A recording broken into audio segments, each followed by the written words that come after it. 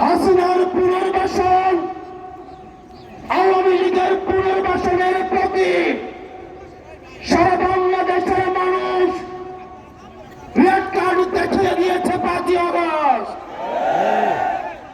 5ই আগস্টের পরে 5ই আগস্ট আমরা সিদ্ধান্ত জানিয়ে দিয়েছি এই ভূখণ্ডে আওয়ামী লীগের আর পুনর্বাসন হবে না। সেই আওয়ামী লীগ আমাদের দারিদ্র্য ভাইদেরকে বাইতুল মুকাররমের সামনে থেকে টেনে টেনে রাস্তায় নামিয়ে এনেছিল, সেই আওয়ামী লীগের আর পুনর্বাসন হবে না।